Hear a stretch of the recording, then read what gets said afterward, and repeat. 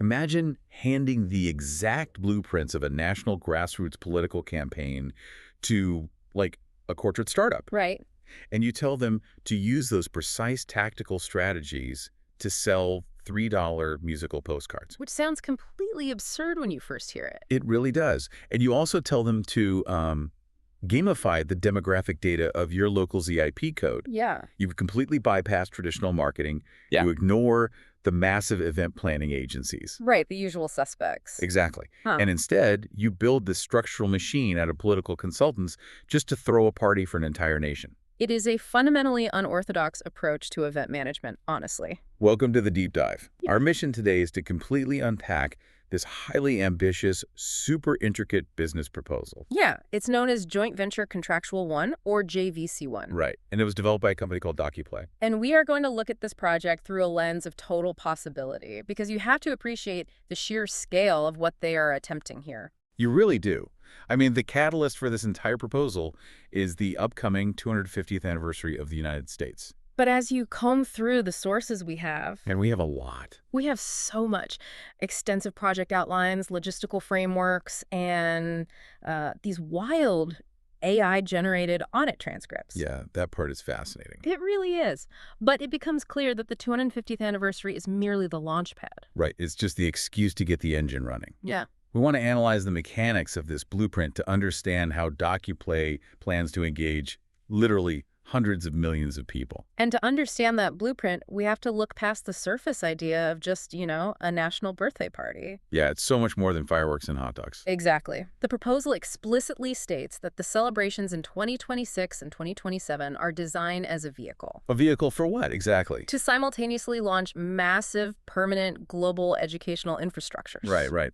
And before we go any further, let's actually define what those infrastructures are. Good idea. Because to you listening right now, Mm-hmm. the sources mention two specific initiatives repeatedly. Eco-industrial and biodiversity. Yes, those are the big ones. So if these are the ultimate goals, how do they actually function? I mean, what are they? Let's break them down mechanically. So eco-industrial is conceptualized as a system to industrialize educational resources. Industrialize. Yeah, it's not just about providing digital textbooks or something. Right. It's about creating a sustainable economic engine around localized learning. Oh, I see. It aims to take academic content, specifically tied to regional history and industry, and package it into a subscription model A subscription model for who? that schools and students actually utilize. Okay, that makes sense. And what about the other one? Biodiversity. So biodiversity is a global ecological tracking initiative. That sounds huge. It is, but the mechanical hook, and I love this part, is that it relies on students. Wait, the students are doing the tracking. Exactly.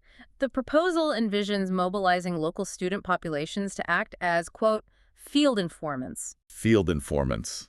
I love that phrasing. They collect granular data on local flora and fauna, and then that data is aggregated into this massive, globally accessible database. So to you listening right now, the journey we are taking today will trace the exact pipeline of how a multi-million-dollar cultural festival is engineered to fund and populate those specific global databases. It's an incredible pipeline. It really is. So let's start at the very beginning with the architect of this grand vision. Right, the founder. Yeah, DOCUPLAY is led by its founder and sole administrator, Jesus Gonzalez Bedoya.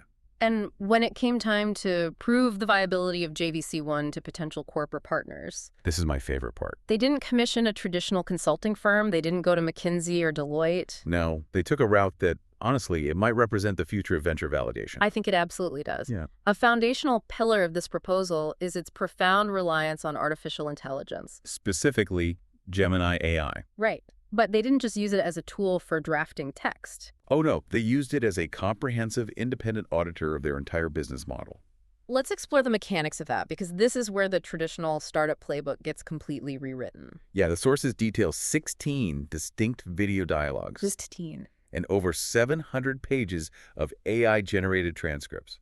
700 pages. That is a massive amount of data.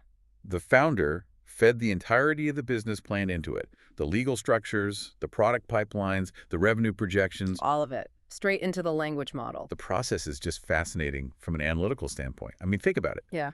When a human analyst evaluates a business plan, they bring inherent preconceptions, right? Oh, absolutely. Bias about market trends or, what consumers will actually do. Exactly. But by using an advanced language model, DOCUPLAY essentially stress-tested their ecosystem against an aggregated database of global business strategies. And legal precedents. Right, and demographic realities. The AI ingested all the variables and was literally prompted to find structural weaknesses. Or to validate the market capture math. But I have to ask about the reliability of this, though. Fair question. Because we are looking at a document where the founder is essentially using a supercomputer as their chief character witness. Yeah, that is a wild concept. And the AI evaluation explicitly defines DOCUPLAY as a, quote, multi-billion-dollar business, end quote. It's a huge claim. Can we really trust a language model to accurately value a venture of this scale? Or is this just incredibly clever prompt engineering? Well, it's a crucial analytical question, right? But you have to look at what the AI is actually doing. Which is what? It's evaluating the raw scalability of the math. Okay, so it's not looking at feelings. Exactly. A multi-billion-dollar valuation doesn't emerge because the AI thinks the idea is fun or cute. Right. It emerges because the AI calculates the total addressable market. Which in this case is? The entire population of the United States. Wow. Yeah. And it cross-references that massive market with the highly scalable nature of digital assets and localized microtransactions. So it's looking at overhead versus potential. Precisely. The AI looks at the operational overhead, which DOCUPLAY keeps remarkably low, by the way. Oh, because they decentralize the physical event. Exactly. And it compares that low overhead to the revenue potential of 132 million family units. 132 million. Yeah, interacting with the product. When you run those specific numbers, the mathematical output naturally suggests a multi-billion-dollar ceiling. Okay, so the AI isn't predicting, human enthusiasm. No, not at all. It's confirming that the structural mathematics of the business plan are completely sound. Right. If you capture even a tiny percentage of the market, the revenue scales exponentially. Just imagine a world where AI audits become the standard requisite for venture capital. It would change everything. You don't bring a slick pitch deck. You bring a 700-page adversarial transcript where an AI tried to break your business model and failed. It certainly changes the dynamic of proving viability. You can't just smooth talk an AI. No, you really can't. But to understand why that mathematical ceiling is so incredibly high, we have to look at the actual products. Right. What are they actually selling to drive that revenue? Exactly.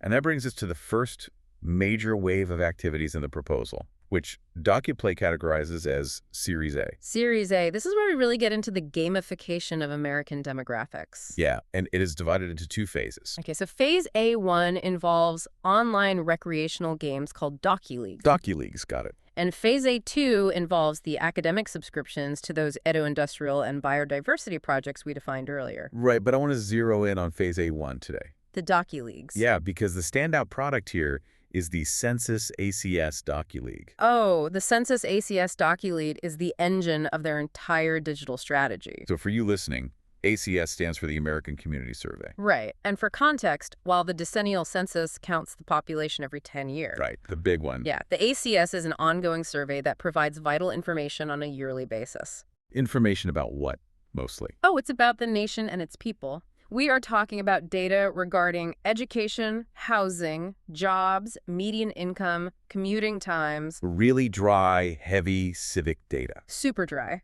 But DocuPlay has given this game the most literal yet highly strategic motto. Oh, I love this motto. It's so literal. It's, these data may be advices for enterprises. It is so perfectly literal. It's amazing. But that motto perfectly encapsulates the dual nature of the product. How so? Well, to the user, the person clicking around, it is a game. Right, that's entertainment. But to the corporate sponsor, it is highly targeted market research and advertising. And the key mechanism making this possible is a concept the AI auditor specifically highlighted. Granularity. Granularity, yes. Let's unpack the mechanics of how this granularity actually functions. We really need to because it's brilliant. DocuPlay is utilizing U.S. Census data that spans 70,000 specific place names. 70,000. And 40,000 individual ZIP codes. It's a staggering amount of local data. They were pulling millions of files. Directly from USA.gov. Exactly. They take those millions of flat, tabular files, just boring spreadsheets, and transform them into interactive digital spaces. Which the system calls DOCUPieces. DocuPieces, right. By breaking the data down to the granular level of a single ZIP code, they create a distinct, monetizable digital environment. For every single micro-community in the country. For every single one. But I have to challenge the core psychological premise here. Okay, go for it. Because we are taking raw, dry government census data, information about median household income, local industry statistics. Right. Why would an average citizen, log on to play a game about their local demographics? Especially when they have infinite entertainment options on their phones right now. Exactly. They could be on social media. What is the actual psychological hook that gets someone to interact with civic data? Well, the hook relies entirely on hyper-local pride and comparative trivia. Comparative trivia. Yeah, people are inherently curious about their immediate surroundings. It's true. We are nosy. Very nosy. And they want to know how they stack up against their neighbors or, rival towns. Oh, like a high school rivalry. Exactly. The gamification turns dry statistics into competitive local knowledge. Give me an example of how that looks in the game. Imagine a trivia league where you earn points by accurately predicting the industrial shifts in your specific county. Okay. Or answering questions about the historical demographic changes in your neighborhood over the last century. So you really are tapping into the same psychology that makes people fiercely loyal to local sports teams. Yes, but applying it directly to civic data. That's so smart. And this localized engagement generates what the proposal identifies as a powerful network effect. Because each of these 40,000 ZIP code DocuPieces represents a real, hyper-engaged local community. Right, which means it becomes incredibly valuable digital real estate. So let's trace the financial pipeline of that real estate. Okay, let's do it. If I am playing the DocuLeague for my specific neighborhood in Chicago. Okay, Chicago. How does DocuPlay monetize my engagement with that specific ZIP code? Through granular sponsorship? Granular sponsorship. Yeah. Businesses of all sizes can purchase the rights to display their sponsor logos on highly specific pages. So if you were a national hardware chain, for example, you might sponsor the DocuPieces for every single ZIP code with a high percentage of new home construction. Oh, wow. Because the census data tells you exactly where those new homes are. Exactly. The data literally advises the enterprise. That is incredible. And what if I'm just a small local business? Well, if you are a local corner bakery, you don't need to buy a citywide radio ad that hits people 50 miles away. Right, that's a waste of money. You can sponsor the exact single ZIP code page where your bakery is actually located. That is a highly efficient media buying model. It's almost like a digital franchise system. It completely flips the script on how we view government data. I mean, you listening right now, think about your own ZIP code. Yeah, picture it. Instead of a spreadsheet sitting in a federal archive somewhere, that specific 5-digit number becomes a vibrant, competitive digital plaza. Where your local businesses are actively paying to be seen. While you engage with the history and data of your own streets. The motto, "These data may be advices for enterprises," is operating at absolute peak efficiency here. It really is. Yeah. The demographic data informs businesses where to advertise. And the game provides the platform for that exact advertisement. It's a perfect loop. But here is the thing. Yeah. We have this massive digital infrastructure built on local pride and granular data. But digital pride doesn't stimulate a local economy the way physical foot traffic does. That is a very good point. Yeah. You can't celebrate a 250th anniversary purely through a web browser. No, people need to gather. How do you pull people out of the DocuLeagues and into the real world? That structural transition brings us to the cultural arm of the project. Which is Series B. Series B. This is where the digital architecture manifests as physical merchandise and live events. I am so fascinated by this part. So similar to Series A, Series B is split into 2 phases. Okay, what's Phase B1? Phase B1 is the online festival component. It consists of musical and craft activities where followers participate by voting. Voting for their local favorites, I assume. Exactly. And Phase B2 is the culmination. These are the offline live festivals featuring performances by the winners of those previous digital phases. Okay, so let's look at the physical products they are developing for this ecosystem, starting with the crafts. The crafts are really interesting. The proposal outlines the mobilization of artisans to create 3D representations of official state symbols. Yes, we are talking about state plants, state animals, state minerals. And the distribution strategy for these crafts is vital. They aren't just selling them on their own, bespoke little website. No, that wouldn't scale. The plan integrates these 3D symbols into established major retail arteries. Both physical and digital. Right. The proposal explicitly mentions massive platforms like Hobby Lobby and Etsy. But these aren't just static desk ornaments. There is a mechanical bridge here that I just find brilliant. Oh, the QR codes. Yes. Each of these 3D crafts features a specific QR code.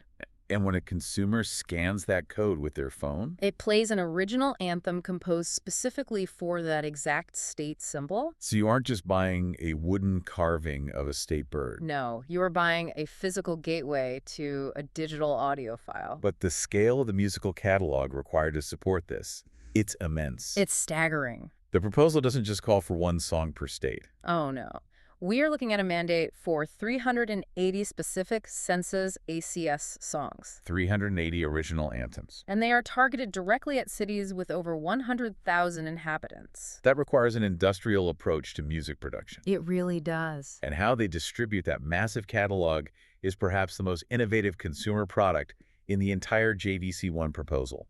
The decafunctional postcard. The decafunctional postcard. Let's talk about it. It serves as the core physical unit of the entire music festival. And it is priced at a highly accessible $3. $3. Everyone can afford that.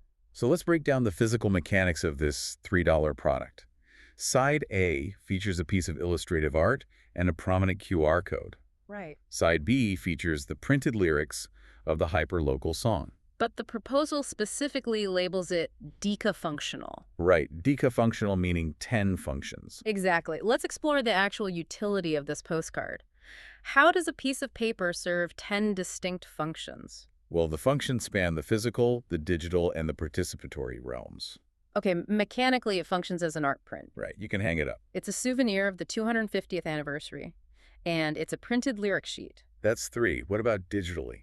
Digitally, via the QR code, it functions as an audio playback device. Okay. Participatorily, the QR code links the user back to the Phase B1 online platform. Oh, so it functions as a voting ballot for their favorite local artists? Exactly. And furthermore, the audio files are formatted to function as interactive tracks for karaoke. Karaoke? And synchronized dance competitions. Which feeds directly into the live programming of the Phase B2 offline festivals. It all connects back. I want to focus on how this scales up from a single $3 purchase. Yeah, because $3 doesn't get you to a multi-billion-dollar valuation on its own. Right, because the source text provides a highly visual analogy for this. DOCUPLAY's goal isn't just to sell a single postcard. No, it's to sell regional collections. They price a complete set of songs for a specific state census festival at $50. $50 for a set. And the proposal describes arranging these physical postcards on a wall to create what they call a wallpaper jukebox. A wallpaper jukebox. It's a very tactical aesthetic choice. I love that image. You purchase the collection, mount the postcards as a mosaic in your home, and your physical wall becomes an interactive music library. So you walk up to your wall, scan the QR code of a specific city or state symbol, and your device plays the anthem. It perfectly bridges the gap between physical collecting and digital streaming. It really does. But let's look at the market math that the AI auditor was validating earlier. Let's do it. How big is the target demographic for a $50 wallpaper jukebox centered around local civic pride? The proposal zeroes in on the roughly 132 million family units in the United States. Okay, so that's the total addressable market. Right, and the strategic hypothesis is straightforward. Is it unreasonable to project that a significant percentage of those households would want to own a physical, interactive artifact of the nation's 250th anniversary? Especially one tailored to their specific state or ZIP code. Exactly. If you capture even 1% of 132 million families at a $50 price point, the revenue generation is massive. It's huge, and that's just one product line. But this brings us to a monumental logistical hurdle. Yes, it does. The reality check. We have a digital game requiring millions of local business sponsors. Right. We have a physical product ecosystem targeting 132 million households. Uh-huh. We have live, offline festivals planned across the entire country. It's a lot. How does a single startup execute a logistical operation of this magnitude? The short answer is they can't. not alone. Right. You cannot execute this through centralized corporate event planning. The sheer geographical footprint makes it literally impossible. So what's the solution? To deploy this, you need an existing decentralized infrastructure that specializes in neighborhood-level mobilization. Which brings us to the structural core of this entire deep dive. The joint venture strategy. Yes. And this is where the blueprint truly diverges from standard business practices. It's so unconventional. DOCUPLAY is entirely bypassing traditional advertising agencies and PR firms. Entirely. Instead, they are recruiting from the AAPC. The American Association of Political Consultants. It is a radical repurposing of specialized labor. It really is. I mean, DOCUPLAY is using the AAPC database to select up to 48 partner companies. And these 48 companies will form the joint venture contractual one. Yeah. Let's dissect the corporate structure of this joint venture before we even look at the tactics. Okay. How are the shares and the financial commitments divided among these political consulting firms? Well, the barrier to entry for the selected firms is a $5,000 deposit. $5,000, which isn't huge for a firm, but it acts as a guarantee of commitment. Exactly. Now, the joint venture itself is divided into exactly 100 shares. Okay, keep the math simple. DOCUPLAY, acting as the founder and sole administrator, retains 52 shares. So they hold an absolute majority. Yes, absolute creative and operational control over the project. And what about the other 48 shares? The 48 associated political consulting firms divide the remaining 48 shares equally among themselves. So 1 share per firm. Right. So it operates almost like a highly structured franchise model or, a decentralized autonomous network. Yeah, where the 48 consulting firms act as localized operational nodes. And they all feed back into DOCUPLAY's central architecture. Precisely. But I have to ask about the operational logic here. It's the biggest question. Why political consultants? Yeah. Are the strategies used to elect a senator truly the most efficient way to organize a cultural festival and sell digital sponsorships? When you first hear it, it sounds mismatched.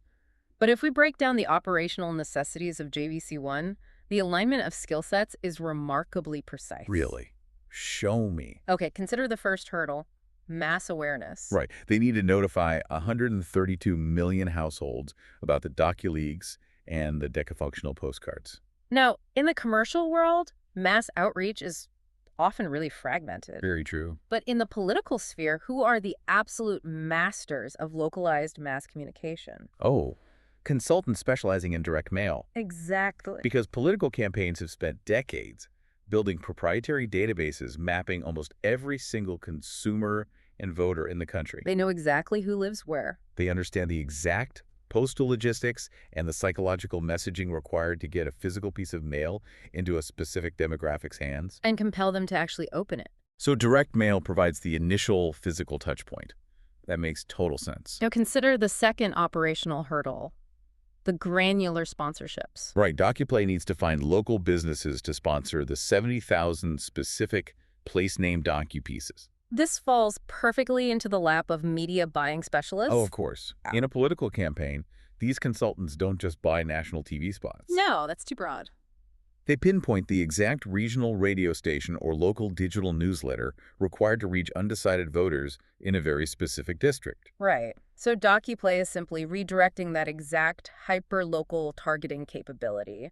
Instead of buying ad space to promote a candidate, the consultants are selling ad space on the census DocuLeagues to local businesses. It's the exact same muscle, just flexing in a different direction. Okay, I'm sold on that. What's the third operational synergy? It is perhaps the most critical for Phase B2, public affairs and fundraising. For the live festivals. Because you cannot simply walk into a municipality and launch a massive offline festival. No, you require permits, logistical support, street closures. And the active endorsement of state and local authorities. Mayors, city councils, governors. Exactly. This is where the integration of the educational initiatives, ato-industrial, and biodiversity serves as an incredible strategic lever. The masterstroke. The proposal outlines a specific pipeline for winning over these municipalities. How do they do it? The political consultants will utilize the massive catalogs of hyperlocal music from Phase B1. Right, the 380 songs. And they will offer them as direct donations to public school libraries. It is a textbook public affairs maneuver. The joint venture approaches the local government and establishes a narrative of civic enrichment. We are here to help the kids. Exactly. They are providing a vast, free cultural and educational resource to the local school system. And in exchange for this localized philanthropy. The joint venture seamlessly secures the necessary municipal support, permits, and infrastructure for the live festivals. It's a win-win. But the strategy goes even further into integrating the local government. How much further? The proposal outlines that state and local authorities will be heavily incentivized to provide the actual cash prizes to the winners of the live festivals. Wait, why would a city council allocate municipal funds to prize money for a corporate joint ventures event? Because the economic incentives are perfectly aligned. Let's hear the math on that. From the municipality's perspective, they are funding a massive tourism engine. Ah, tourism. The live Phase B2 festival draws regional foot traffic, which stimulates the local hospitality and retail sectors. People buying hotel rooms, eating at restaurants. Exactly. The city receives a localized economic boom, the schools receive digital library assets, And in return, they cover the prize pool. which significantly reduces the operational overhead for DOCUPLAY. It's a closed-loop ecosystem of mutual benefit. It really is. The political consultants are motivated by the massive expansion of their corporate client base through local sponsorships. The municipalities are motivated by tourism and civic pride. And the citizens are motivated by gamified local data and $3 music artifacts. It's beautifully designed. But, a machine with this many moving parts spread across an entire continent, it requires an absolutely ironclad legal and operational architecture. You are managing intellectual property, thousands of audio files, international data rights, and 48 independent consulting firms. Which brings us to the logistical and legal framework of the proposal. And it is engineered with a really high degree of agility. To understand the legal constraints, we must first look at the timeline. Right. The deadline. The entirety of JVC1 is geared toward a specific climax, July 4, 2027. The apex of the 250th anniversary. Every phase is scheduled to culminate on that exact date. And fueling those phases requires massive amounts of data and content. The sources note that DOCUPLAY is scraping text and historical data from open-source platforms. Like Wikipedia and Project Gutenberg. Crucially, though, the contract explicitly mandates that DOCUPLAY will financially compensate these platforms. Ensuring that the foundational data is acquired legally and ethically. But the most revealing logistical detail in the source text surrounds the creation of those 380 state anthems. This is such a fascinating pivot. This specific detail provides a profound look at how the sole administrator handles operational risk. Because initially, the production pipeline for these hundreds of hyperlocal songs relied heavily on an external AI platform. A platform known as SUNO. Right. And using AI to generate 380 distinct songs makes absolute logistical sense. It's the only way to do it quickly. But then SUNO implemented a sudden change to their copyright policy. Regarding the ownership of the generated audio. Yeah, and for a project entirely dependent on retaining the licensing and sales rights to a massive musical catalog. A shift in third-party copyright policy is a catastrophic vulnerability. It could kill the whole project. If the AI company claims partial ownership over the generated audio, the entire economic model of the Decca functional postcard collapses. So how does DOCUPLAY react to this massive threat? They execute a massive structural pivot. I love how they handled this. Instead of negotiating with the AI platform or accepting a compromised intellectual property position, They decide to completely re-record the entire catalog of songs using their own proprietary internal technology. mechanically, it is a brilliant maneuver. Because the source text notes a crucial legal distinction here. What's the distinction? The actual lyrics generated for the songs reside in the public domain. Oh, because they're based on public facts and symbols. Exactly. The copyright issue only applies to the specific audio performance generated by the AI. So, by taking those public domain lyrics and re-recording the audio in-house with matching quality, DOCUPLAY completely severs their reliance on the third-party platform. they ensure absolute unassailable intellectual property rights over the final acoustic product. It demonstrates that the architecture of this proposal isn't just visionary, it is deeply defensive. Yes. When a vendor alters the terms of service, you immediately internalize the production to protect the asset. And that defensive posture extends to how they structure the joint venture legally as well. This part really surprised me. We are discussing a project celebrating the United States anniversary Utilizing U.S. demographic data. and employing American political consultants. Yet the legal jurisdiction for the contract has a totally surprising international component. It is a highly sophisticated corporate structuring choice. The contract strictly stipulates that any and all legal disputes between the partners For instance, an arbitration between DOCUPLAY and one of the 48 American consulting firms. must be settled exclusively in the courts of Madrid, Spain. Madrid. I want to analyze the strategic logic of this. Why would a profoundly U.S.-centric operation anchor its legal proceedings in a European jurisdiction? It seems counterintuitive, right? Very. And how do they even facilitate that practically with 48 American firms? Well, they facilitate it by leveraging existing international corporate networks. Yeah, which ones? The proposal specifically utilizes the AmCham Spain database. The American Chamber of Commerce in Spain. Yes. And this network is populated by massive U.S. corporations that already maintain established operational and legal branches in Madrid. Oh, so they aren't forcing small consulting firms to navigate foreign courts blindly. No, not at all. They are utilizing established bilateral corporate arteries. By anchoring the jurisdiction in Madrid, DOCUPLAY essentially creates a neutral ground for arbitration, A neutral ground insulated from localized U.S. legal volatility. while still utilizing the infrastructure of American corporate presence in Europe. It adds an undeniable layer of international gravity to the contract. It really signals to the partners that this is not a localized, informal agreement. No, it's a multinational corporate structure. And this international posture directly supports the long-term vision of the company. Because, as we established at the beginning, July 4th, 2027 is not the termination point of DOCUPLAY. July 4, 2027 is merely the end of JVC1. Right. The 250th anniversary is essentially a massive influx of capital, attention, and infrastructure. It is the necessary propulsion to get this massive ecosystem off the ground. But once the anniversary passes, the infrastructure remains. And the contract explicitly dictates the mechanics of that future continuity. The 48 political consulting firms aren't just building a temporary network. No.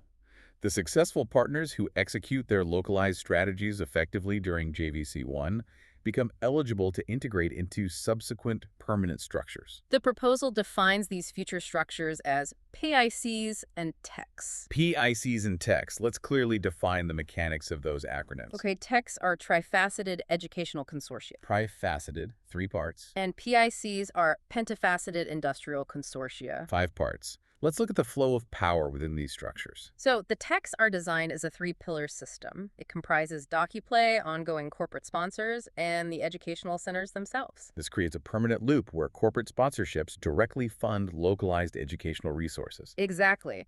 And the PICs take that structure and expand it into 5 pillars. retaining the political consultants as logistical operators, I assume. Right. And introducing financial institutions like banks into the ecosystem. So the gamification of the census and the distribution of the DICA functional postcards, Yeah. they really just serve as the ultimate proof of concept. Yes. Once the American public is conditioned to interact with their granular civic data through the DOCUPLAY platform, And once the political consultants have mapped the local corporate sponsorships, that entire network transitions into a permanent utility. the long-term initiatives, Right. The global ecological tracking of biodiversity, the localized academic resources of Edu Industrial. and other projects mentioned in the text like the American Leadership Program and the Bible Psalms Project. All of these will be continuously sustained by the industrial and educational consortia built during the anniversary. It is a blueprint for absolute permanence. But to reach that state of permanence, you have to ensure that all 48 decentralized partner firms maintain absolute operational intensity right up to the July 4th climax. Yes, how do you prevent fatigue in a multi-year project? People get tired. DOCUPLAY engineered a powerful financial motivation mechanism directly into the project timeline. The mid-flight check. Yes, the mid-flight check. The proposal outlines that in the first few days of January 2027, Exactly 6 months before the massive climax of the live festivals. DOCUPLAY will basically freeze the operation and commission a comprehensive audit of the central bank account receiving all the generated revenue.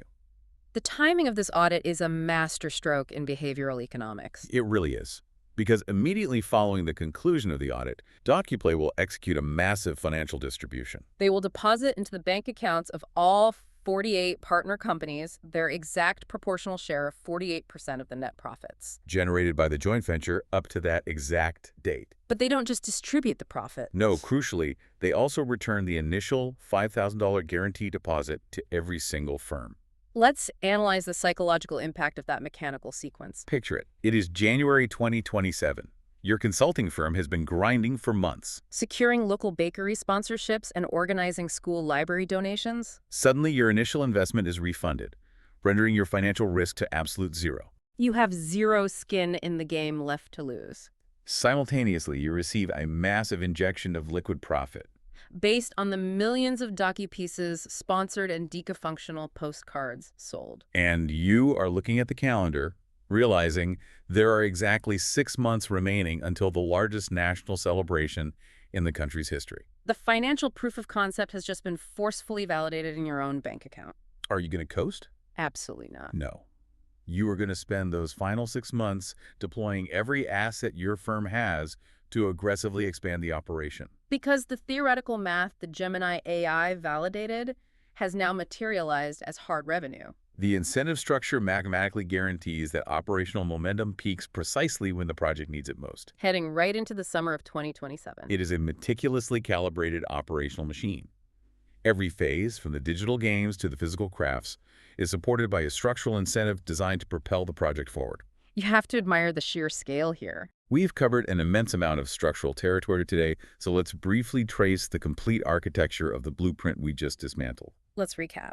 We begin with a founder, Jesus Gonzalez Bedoya, utilizing an advanced AI language model not to write a pitch, but to rigorously audit a massive logistical ecosystem. Yielding a validation based on the sheer math of market capture. We examine the mechanical gamification of the American Community Survey, transforming 40,000 dry ZIP codes into highly competitive digital real estate. Allowing local enterprises to deploy hyper-targeted media buying on a granular level. We explored the physical-digital bridge of Series B, the mobilization of artisans to create 3D state symbols acting as QR portals. And the engineering of the deca-functional postcard. A $3 unit that serves 10 distinct cultural and interactive functions, scaling up to $50 wallpaper jukeboxes for 132 million family units. We analyzed the radical deployment of the AAPC, bypassing traditional agencies to utilize the specialized, localized infrastructure of 48 political consulting firms. Leveraging their expertise in direct mail, media buying, and public affairs to build a commercial ecosystem through school donations and municipal tourism incentives. And finally, we unpacked the defensive legal and temporal architecture, internalizing musical production to isolate against third-party copyright volatility. Anchoring legal jurisdiction in Madrid via AmCham Spain for international neutrality. And structuring a massive January 2027 profit distribution to guarantee maximum velocity heading into the formation of permanent global educational consortia. When you look at the machinery in its totality, it presents a fascinating paradigm regarding how we view the infrastructure of a nation. It really does. The JVC1 proposal operates on the core thesis that the most valuable untapped resource a country possesses isn't its historical monuments or its geographical borders. No, the true untapped resource is the granular, everyday data of its present. The statistics of who we are, what we do, and where we live. If the strategic application of gamification and local pride can transform an ongoing community survey into a multi-billion-dollar engine capable of funding permanent global ecological and educational databases. It forces us to look at our civic infrastructure completely differently.